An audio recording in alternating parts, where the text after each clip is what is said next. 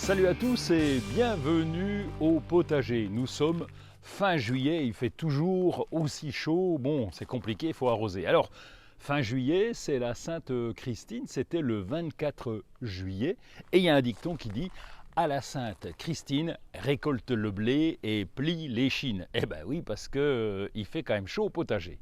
L'actualité en cette fin de mois de juillet, début du mois d'août, c'est évidemment l'arrosage. Vous avez remarqué qu'il faisait chaud, donc on va arroser, mais alors plutôt le soir. Pourquoi le soir? Parce que l'eau pénètre bien dans le sol, elle n'est pas évaporée, elle va rester pendant la nuit et les plantes peuvent en profiter. On n'oublie pas bien sûr le paillage et les holasses qui vont donner un petit coup de main également. Et puisque vous avez l'arrosoir à la main, n'oubliez pas de remplir des petites coupelles d'eau parce que les oiseaux, les abeilles, les papillons seront très contents d'en trouver un petit peu. La cressonnette marocaine, qui est une salade à couper, est très intéressante. Et là, eh bien, je l'ai laissée monter en fleurs. C'est pas gênant de laisser les salades monter en fleurs. Pourquoi? Parce que ça fait d'abord des jolies fleurs jaunes et puis ça va faire des graines qui vont se répandre par ici. Et tout au début du printemps, eh bien, ces graines vont germer. J'aurai des salades dès le mois de février. Pour ceux qui ont de la vigne ou de la treille, c'est le moment de faire ce qu'on appelle de la taille en verre. En verre, ça veut dire en feuille.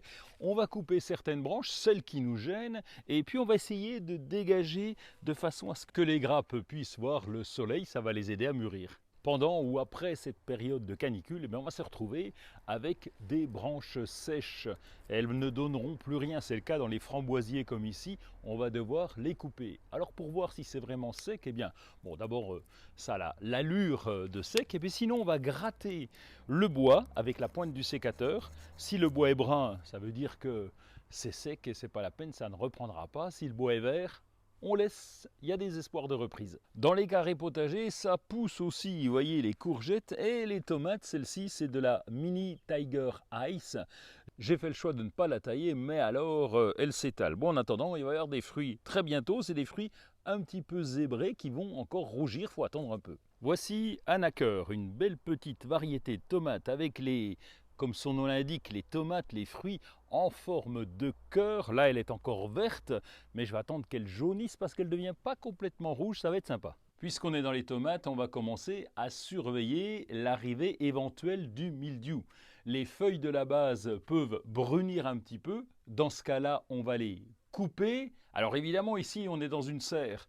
Il n'y a pas de pluie, donc on peut couper quand on veut. Par contre, à l'extérieur, il faut veiller à couper ces feuilles lorsqu'on est sûr d'avoir au moins 3 jours de beau derrière, de façon à ce que la blessure cicatrise, qu'on n'ait pas encore un accès possible pour le mildiou.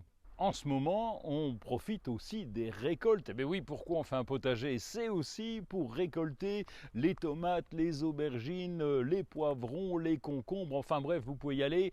Armez-vous d'un sécateur et d'un panier, c'est le moment. Et si vous êtes en vacances, eh bien, tant mieux, profitez-en. Je vous souhaite de très bonnes vacances à tous.